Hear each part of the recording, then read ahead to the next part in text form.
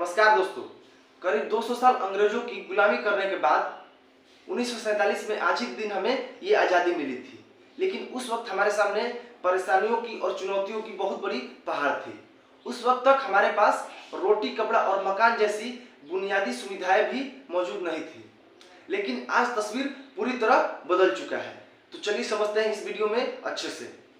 दरअसल आज़ादी के इन 76 वर्षों में हमारे देश में बहुत कुछ बदल चुका है। जैसे उस वक्त हमारे देश की आबादी मात्र 34 करोड़ होती थी, लेकिन आज हमारे देश की आबादी 140 करोड़ से भी ज़्यादा हो चुकी है। और फिर उस वक्त भारत की जीडीपी 1.93 लाख करोड़ होती थी, लेकिन आज हमारे देश की जीडीपी 3.75 ट्रिलियन डॉलर हो चुकी है। इतना ही नहीं, भारत आज टॉप 5 अर्थव्यवस्थाओं में शामिल हो चुका है। और भारत आज हर एक सेक्टर में तेजी से ग्रोथ कर रहा है, क्योंकि जिन वस्तुओं के लिए हम पूरी तरह इंपोर्ट पर निर्भर रहते थे, आज उन्हीं वस्तुओं का हम एक्सपोर्ट भी कर रहे हैं। मतलब जिन वस्तुओं के लिए हम दूसरे देशों पर निर्भर रहते थे, आज उस वस्तुओं को हम अपने देश में बना भी रहे हैं और दूसरे देशों में बेच भी रहे हैं। एक आंकड़ा आपको बता दें कि साल 2022 से 23 के बीच भारत ने 770.18 अरब डॉलर का एक्सपोर्ट टोटल किया है। आप समझ सकते हैं कि एक छोटा नंबर नहीं है। तो अगर बात डिफेंस सेक्टर की करें तो हमारे पास आज़ादी के बाद केवल 19 आयुध कारखाने थे, और उसमें भी हम कोई भी चीज मैन्युफैक्चर करने की कल्पना भी नहीं कर सकते थे।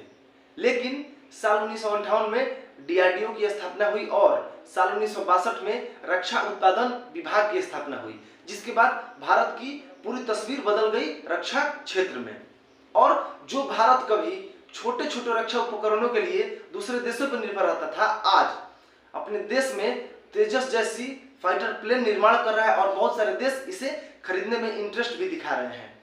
तो आप समझ सकते हैं कि भारत कहां से कहां तक पहुंच चुका है। इतना ही नहीं, भारत आज मिसाइल टेक्निक में भी बहुत आगे बढ़ चुका है। हमारी ब्रह्मोस और आकाश जैसी मिसाइल भी एक्सपोर्ट के लिए रेडी है। आपको एक आंकड़ा बता दें कि भारत 2022 से 23 के बीच में 15,920 करोड़ केवल डिफेंस सेक्टर में एक्सपोर्ट किया है। तो दोस्तों, अगर बात दूसरे नंबर पे ट्रैवल सेक्टर की करें तो भारत में आजादी के समय केवल 54,000 किलोमीटर तक रेलवे ट्रैक का नेटवर्क था, लेकिन आज 1.2 लाख किलोमीटर रेलवे ट्रैक के साथ हम दुनिया के चौथे सबसे बड़े रेल नेटवर्क वाले देश बन गए हैं। इतना ही नहीं, 1947 में भारत में केवल 20,000 किलोमीटर तक नेशनल हाईवेज का नेटवर्क था, लेकिन 2021 तक यह बढ़कर 1.41 लाख किलोमीटर तक पहुंच गया है। और नितिन गडकरी ने यह आश्वासन दिया है कि 2025 तक ये 1.8 लाख किलोमीटर तक पहुंच जाएगा।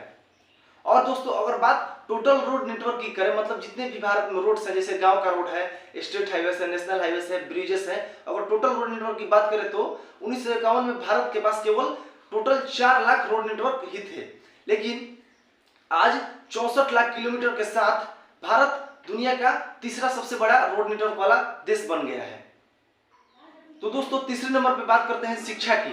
तो साल 1951 में हमारी जो भारत की लिटरेसी रेट थी वो मात्र 18.3% थी, लेकिन 2018 में ये 64% थी और 2021 में 77.7% पहुंच गई थी। और अगर बात फीमेल लिटरेसी रेट की करें तो आजादी के समय फीमेल की लिटरेसी रेट केवल 9% थी, लेकिन आज फीमेल की लिटरेसी रेट 77 पहुंच चुकी है, 77%। और वहीं पुरुष की लिटरेसी रेट 84.7% हो चुकी है। तो दोस्तों, अब बात करते हैं कृषि सेक्टर की, यानी एग्रीकल्चरल सेक्टर की। तो आपको बता दें कि भले ही हम कृषि प्रधान देश थे और हैं, लेकिन आजादी के समय और बहुत दिनों तक हम एग्रीकल्चरल प्रोडक्ट्स के लिए दूसरे देशों पर निर्भर रहते थे। मतलब कहने में ये शर्म आ रही है कि कृषि प्रधान देश होकर भी एग्रीकल्चरल प्रोडक्ट्स के लिए, कृषि उत्पादों के लिए हम दूसरे देशों पर निर्भर रहते थे। लेकिन साल 1965 और 66 में हरित क्रांति की शुरुआत हुई, जिसके बाद भारत में अचानक उत्पादन बढ़ने लगा। और फिर आज ये स्थिति है कि भारत 29.6 अरब डॉलर का एग्रीकल्चरल एक्सपोर्ट करता है। ये एक छोटी बात नहीं है, हम कहां से कहां तक आ गए हैं। और आपको ये भी बता दें कि दूध उत्पादन में हमारा देश पहले स्थान पर है। बता दें आपको कि जो अमूल के संस्थापक है वर्गीज कुरियन, उनके ऑपरेशन फ्लड के बाद, ऑपरेशन फ्लड को हम श्वेत क्रांति भी कहते हैं, उसके बाद भारत में अचानक दूध का उत्पादन लगातार बढ़ने लगा। और आपको बता दें कि यूएस डिपार्टमेंट ऑफ एग्रीकल्चर के अनुसार साल 2021 में भारत में 19.9 करोड़ टन दूध उत्पादन हुआ था, जो कि अभी तक के बहुत ज्यादा है, मतलब अभी तक के सबसे ज्यादा दूध उत्पादन है पूरी दुनिया में।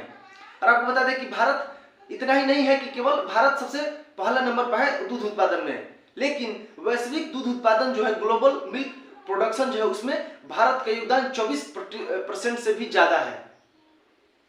तो दोस्तों आपको बता दें कि हमारा देश आप समझ सकते हैं कि कहां से कहां तक चला आया है, और अभी भी हमारे देश की विकास करने की बहुत ज्यादा जरूरत है। दोस्तों अगर वीडियो अच्छा लगा हो तो एक लाइक कर दीजिएगा, चैनल को सब्सक्राइब कर दीजिएगा। तब तक के लिए धन्यवाद।